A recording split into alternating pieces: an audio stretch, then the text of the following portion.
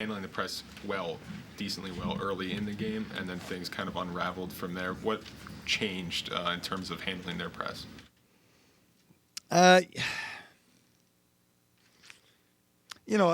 We made shots early, so I think that certainly helps, right?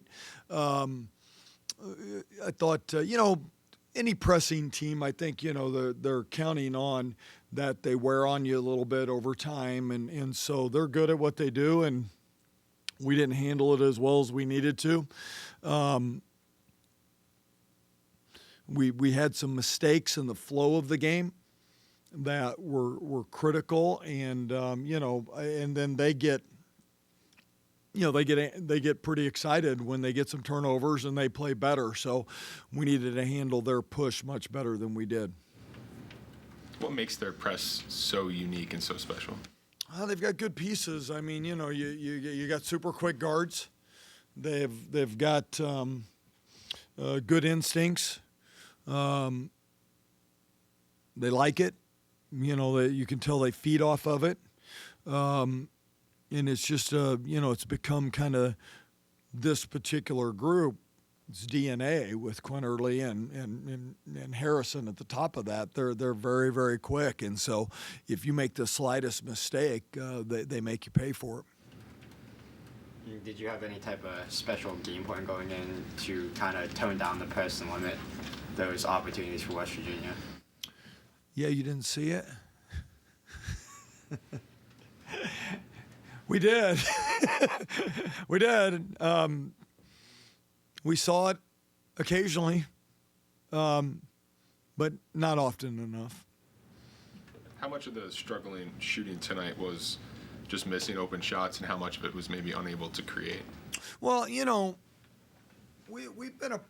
we're a pretty good defensive team as well, and we fly around. So, part of that is not just the turnovers you get. You get teams rush a shot, get uncomfortable. And so I just didn't think that – I felt like we were surviving the press as opposed to attacking it. And, when you're surviving it, yeah, you might make a shot here or there, but we did not have a consistent attack. We did not look like we were picking them apart. It looked like, we might break it, but it still didn't look like we were in attack mode. So I just think that's all part of a team that traps, and, we certainly trap some. We trap some ball screens, and when we're disruptive, they miss open shots too because they're just a little bit rushed. And I thought their press had both effects on us, turnovers and some rush shots. And what makes playing in this building so hard? West Virginia's still undefeated in it. Oh, I think, players.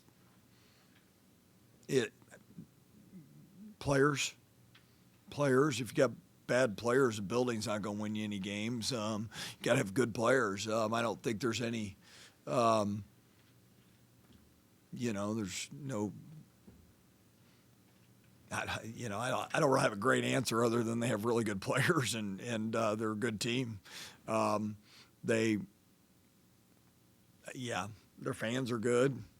Fans support them. It's a 2:00 afternoon game. It was a solid crowd, I thought. So, I just think they have good players, and they certainly play well at home. But they're a good team. They're a good team. They do this to a lot of people. Coach, I'm sure you've been asked probably quite a bit over the previous 7 games. This is now the 8th game without Lee. How much of a difference could she have made in a game like this? And then obviously with her coming back kind of late in the season at a crucial point, it's obviously going to make you guys look a lot different at a very crucial part of the season.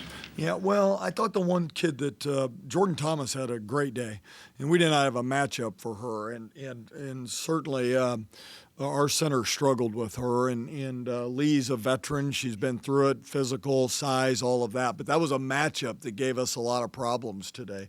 She played very well, and we really didn't have an answer. We tried to front her. She did a good job of sealing us, and she did a really good job and played really well today.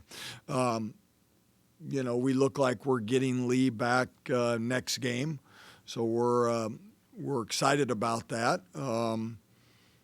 That will solve some problems, But Lee doesn't handle the ball a whole lot against the press, so we got to solve some of those other issues as well. You mentioned pace of the game.